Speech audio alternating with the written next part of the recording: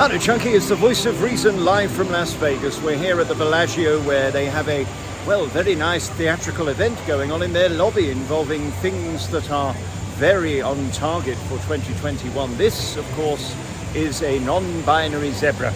It has equal measure of black and white and therefore will not have paint thrown over it by the BLM people. This is what we like, 50-50 diversity. Might not resemble reality, but it is at least on target for 2022.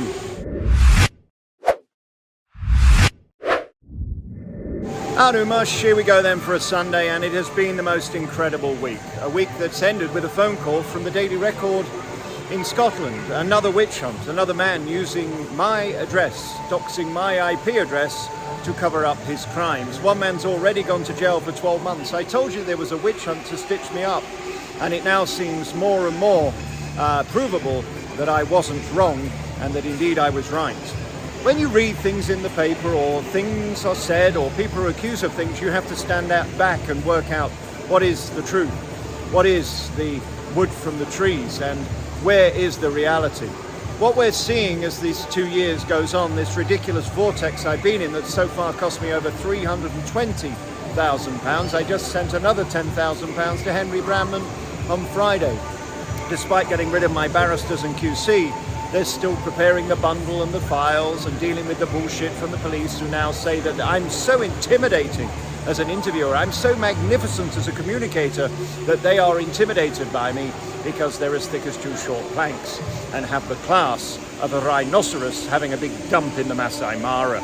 This, my friends, is a cockatoo. My sister Veronica, I call her Vera, leave the knickers off. She's had a cockatoo in cider, which apparently is quite a delicious dish in the new Jamie Oliver restaurant in Cockermouth, just outside Bangkok. Look at this monkey, Tarquin. Isn't he lovely? I think he'd be very nice for a party, especially in the West End. They're closing Dear Evan Hansen, by the way. That's a show about a boy who kills himself and another boy becomes the star on the back of it, having taken the glory of a boy's suicide. That's your West End for you. Karma, that during the week when we saw Gemma Collins pull out of Chicago, she wasn't capable to do it. Apparently she says she's been crying ever since. She's been screaming and crying and she's been absolutely devastated. Well, that would have been the reaction of anybody seeing that big fat pig playing the part of Mama Morton in the show. Can we leave it to professionals now, please, Gemma? And you go back to being a reality star, going to nightclubs where you can grip and grin and drink cocktails, maybe have a pina colada brought to you by men who are quite desperate and visually impaired. Look at this, Tarquin. This, of course, is a flamingo, a bird with a long neck. Think Naomi Campbell. What I've learned over the last 2 years is that you can't really trust anyone because they've all got their own agenda. You have to keep your friends close and your enemies even closer. What I've learned is that people will manipulate the truth. People will lie and cheat. People will do whatever they can to play the victim and boo-hoo. Well, now the game is up. Reading what's in the Daily Record today in Scotland is so extraordinary. Craig, the reporter, called me on Friday and said, I presume we know you're nothing to do with this, we just want to confirm, do you have a statement? And I said, yes, my statement is please print the fact that I am part of one of show business's biggest witch hunts, and it looks like another man is about to go to jail. He's about to be ejaculated to America and exorcised out of our country from Glasgow. But why me is the question. What is so magical about me that the trolls can't switch off? They're so obsessed, they hate me so much, they love me, and they have to listen to my every word.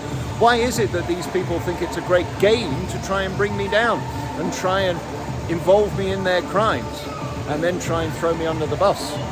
Well, they've made me a star. I suppose I have to realize that.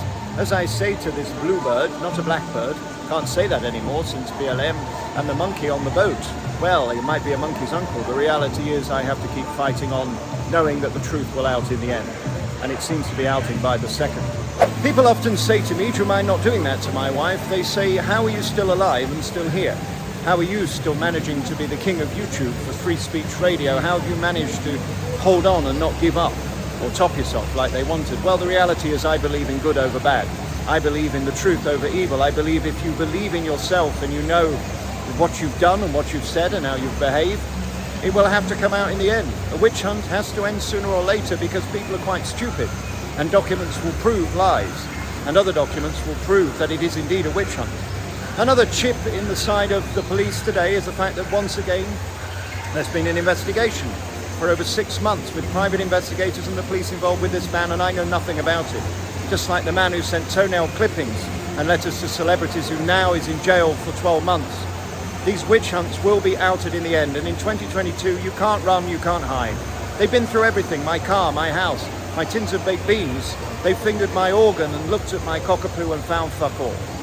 So I stand strong knowing that no new evidence has been found, knowing that the witch hunt between the collaborating BBC and the police has led to, well, the charges that I will face in a court of law on July the 4th. And with the new documents we have through this disclosable evidence that they didn't want to give, that were sent 3 months late, that we now have, I can continue to maintain my innocence and believe that I can prove it in a court of law. And we shall see who will be the king of the jungle and who is the liar and the cheat and will end up dead like Scar. The problem is, you see, when it's a competition of who's the greatest lion and tiger in the jungle, when you indeed tickle tigers, eventually somebody will get their head bit off. And that's what happens when you provoke people. When you try and wind them up, you cannot then boo-hoo like a victim when they come back and defend themselves, but they just happen to be mightier than you, and indeed cuter than little Simba. I shall now make my way for breakfast in Las Vegas, in this beautiful artifice, this beautiful place of complete serenity and nonsense, escapism, decadence and fun. And I shall say to myself, we should just keep looking at the facts and tell the difference between black and white. Just like little Patrice Cullors at BLM buying large mansions. She now knows the difference between raising money for charity and buying herself 4 mansions with a missing 6 million. You see, the truth comes out in the end, doesn't it, Captain Tom's daughter? Looking at this fountain reminds me of the current Mrs. Belfield when she sat on the washing machine on a fast spin. I always tell my audience you must always aim for the second hole from the back of the neck. We're live in Las Vegas, and Las Vegas is the home of, well, fakes and phonies, really. It's a place where if you gamble, you might lose. If you think you're going to win, look at the size of your house, then look at the size of theirs. It's acres big. They've got a fountain that gushes bigger than my friend Danica on YouPorn, but that's not why you called. As we know, on July the 4th, we finally have our day in court and aim to expose the truth, the whole truth, and nothing but the truth, and expose Notting Police as the corrupt, contemptible constables, putting the cunt in constables. We will be exposing their, well, duplicity, their belief that they can overrule judges and it be a totally innocent mistake, for example, let alone changing witness statements and all the other shenanigans they've got up to. I can't wait.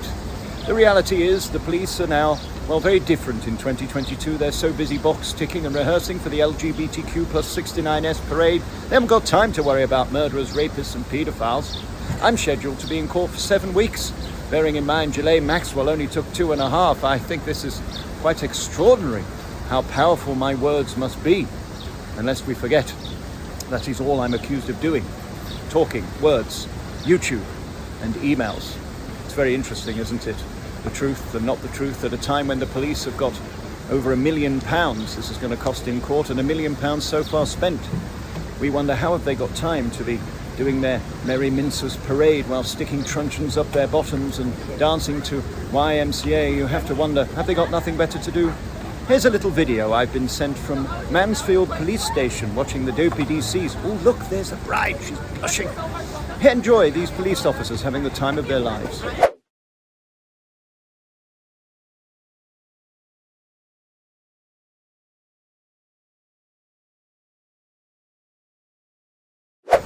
Tarquin, what's the difference between a blushing bride like that young lady and a nun in the bath? One has got a soul full of hope and the other's got a... Anyway, never mind. Move along, please.